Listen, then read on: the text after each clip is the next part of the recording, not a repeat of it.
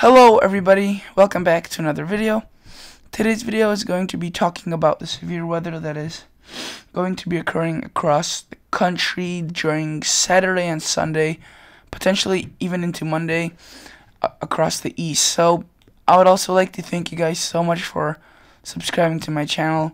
I have, I think, 1,643 as of now. It's really quite a big deal to me, so thank you guys for that.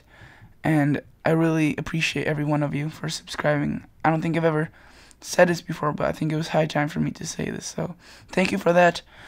And let's just move on. So you can see these are the remnants of Hurricane Alberto. It's moving up north into areas like Illinois, Indiana, and that mixes in with a cold front from this system right here.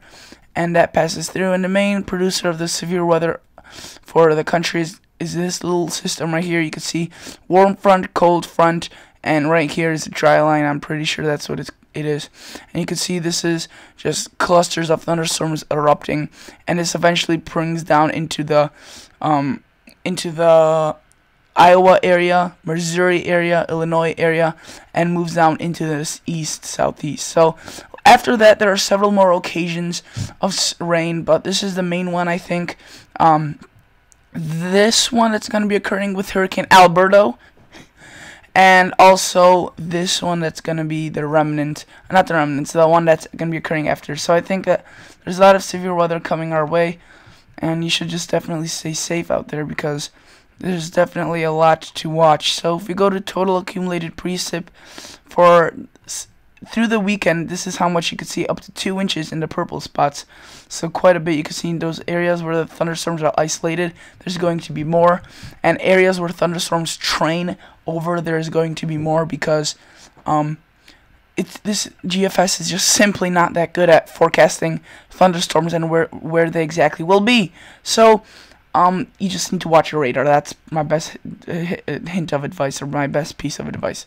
And you can see as we go on through many more hours, there's many more inches of rain, and there's definitely going to be probably some cause of flooding.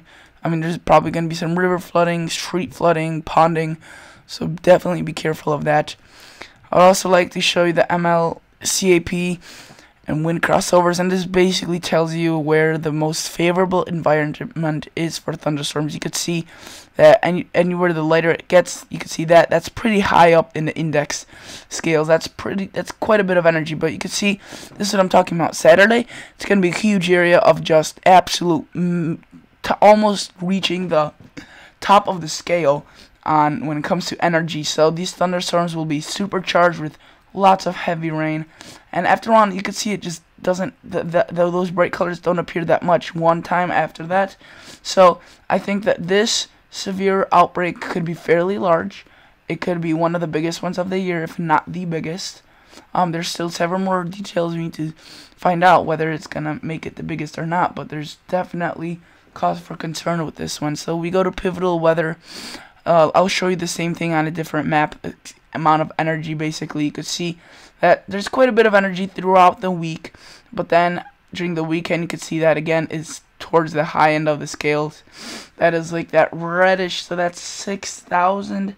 This is a little bit on a different scale, but 6,000, almost reaching into the 8,000 range, and that is basically the top rim of the most energy that could ever occur. And you can see that type of energy is usually associated with hurricanes, but I guess now this is lifted index. This basically shows you how much I think I'm not exactly too sure, but it's very same, like how favorable, the darker the colors are, the more favorable the environment is for the thunderstorms. You could see that there's quite a bit of those dark colors, especially around this time frame. That's when the severe weather event will be occurring.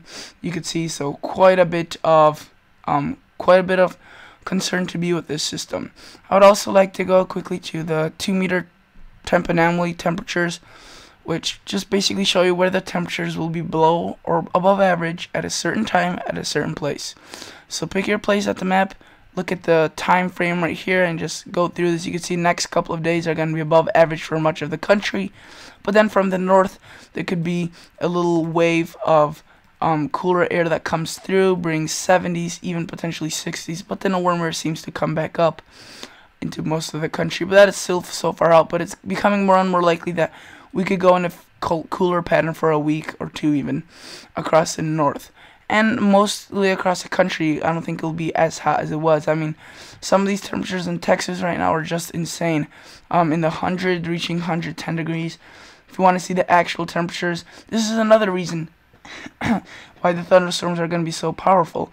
It's because there's just going to be so much warm temperatures, and warm temperatures always fuel thunderstorms.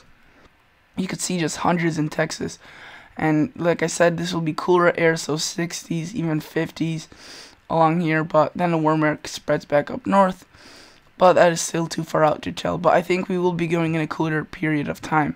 You can see like right here is going to be the brink of the coolness, 60s, Wednesday, June 13th, so that's pretty chilly for June. So that's basically it, guys. Thank you so much for watching my video. Please consider liking, subscribing to my channel, and see you guys at the next episode.